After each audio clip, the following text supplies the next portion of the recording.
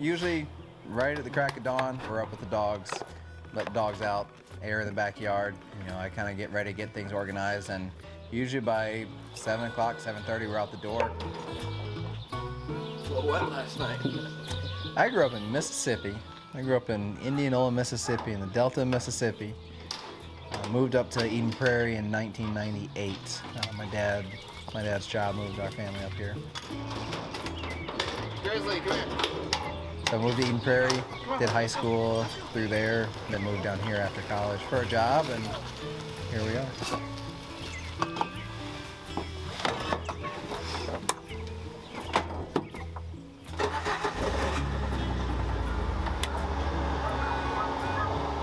We were trying to come up with a name with what we wanted to call it here, and so I was looking at dog or kennel names all over, and they all seem very region specific. And down here in Southwest Minnesota, there ain't nothing but Agland. It's cornfields and bean fields, and so that's kind of where the name Agland Retrievers came by. We're in Cottonwood, Minnesota, which is Southwest Minnesota, just about 15 minutes north of Marshall. So yeah, we're in the Agland, and we do retrievers. We've been doing this for a week or so now. So she knows where all these piles are, but it's teaching the dog how to line up straight and run a straight line for a blind retrieve. Usually use like white stakes or something to indicate where the pile is so the dog can see the pile at a long distance. And make sure like her tail and her spine and her head are all looking the way we want her to go.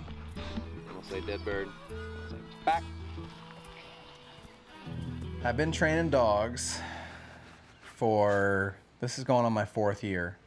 So I got my dog Dixie, and that's where all of this started, snowballed completely out of control. My Uncle Stan drove up to North Dakota with us one year and brought his dog, and watching a dog that is highly trained, I mean, it was like, whoa. Like, I didn't know a dog could do this. He picked Dixie out of the litter because she was the biggest one. I hunted a lot of geese, and so he wanted a big dog for me. And she was such an easy dog to work with. She learned fast. We worked well together. So I was able to take her really quickly to a very advanced level. You know, within 2 years, you know, we were running 250, 300-yard blind retrieves. After that, I started taking dogs in and training dogs for free, buddies, family, whatever, because I wanted that experience for myself, and proved again that I could train a good hunting dog. And so last year started Agland Retrievers and made some happy hunters. That's where it's all kind of snowballed out of control from. Good boy. Heel. Good boy. I'm a big believer on obedience, and so we do obedience every day. Constantly building that relationship with the dog. Good. Making sure the dog's comfortable working with you, and you know, just build that relationship. I think they say what every dog has their day. Some days this dog will be the most obedient dog there is, and get up, you know. And other days I gotta chase him around the yard.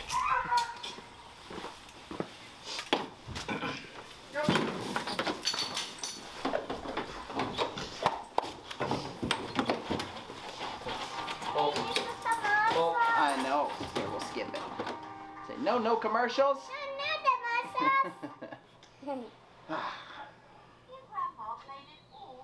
Are you getting hungry? You want Daddy to cook some breakfast? Oh man, my 2 baby girls, man. My 2 baby girls are my entire world. I'm so wrapped around their fingers. It's bad. This is the first one, except for lemonade stand when I was a kid. This is the first business, and it's been fun to start it from nothing, you know? Putting your name out there and saying, hey, let me train your dog. Dog's a kid to a lot of these people, more than just a hunting buddy, or, you know, it's your son, it's your daughter. So getting people to trust you and trust you with their kid has been a lot of fun. Down your hair a little bit. Okay. You're full already. Maybe 2 months. Come on, get up. Thank you.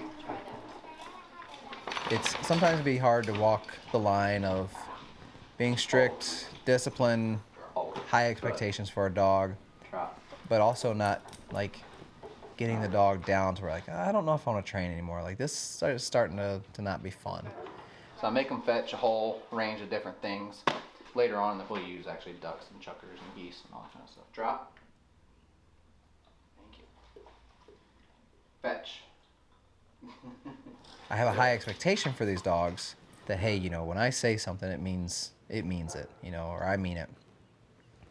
But also keeping that dog upbeat and positive reinforcement. You know, understanding that maybe it's not the dog's fault that they're not understanding. If something's not making sense to the dog and they're not doing it, it's probably not because the dog just doesn't want to do it. It's probably because there's something in there that I need to simplify to then get the dog to, you know, succeed at whatever we're trying to do. I try to just have the dogs have fun.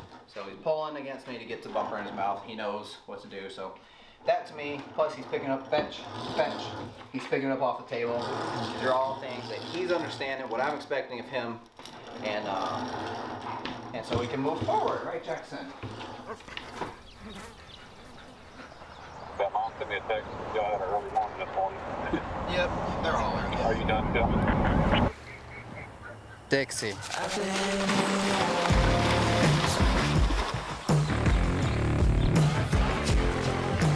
I think it goes back to hunting for so many years with people who had, I don't say bad dogs, you know, because they're not bad dogs. It just means the dog doesn't know any better.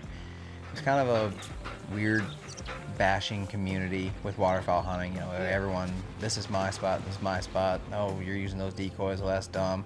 And I just kind of got sick of that community, and so I kind of actually started like, I don't really want to do this anymore. I kind of started getting into bow hunting, and then I got a dog. Watching a dog work and watching a well-trained dog work kind of saved me from getting out of duck hunting. This is just a marking drill, so incorporating land, water, land, getting the dog in the water, and then keeping them pushing up towards land. You know, that duck is landing 10, 20 yards up on land. Here, baby. Teaching that dog to mark on the bank, just go pick it up.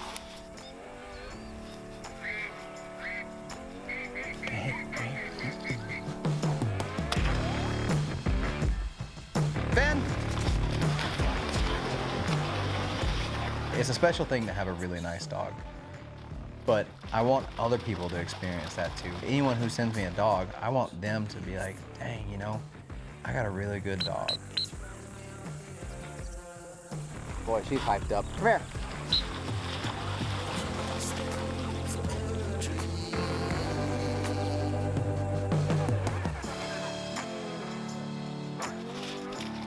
I think a cat is a pet. I think a cat is a pet that, I shouldn't say a cat doesn't have a purpose, but you know, a dog has a job, whether it's a shepherd, a herding dog, a hunting dog, whatever kind of dog. I feel like a dog has a purpose. The purpose of these dogs is to pick up birds and hunt and bring them back to you. There ain't no different than your buddy or your best friend or your dad or brother, whatever, that you're going out hunting with. That's your family. I feel like that dog is just as important as any of that.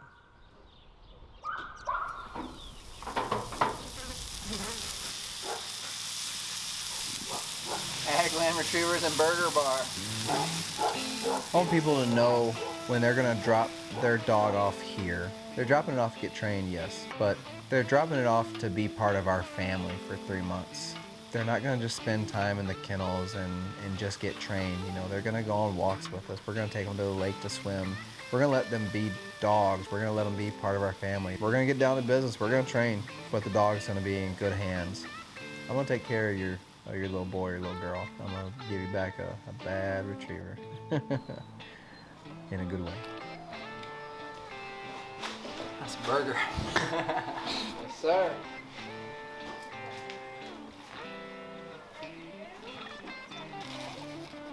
Yes, sir. Mm-hmm. Yep.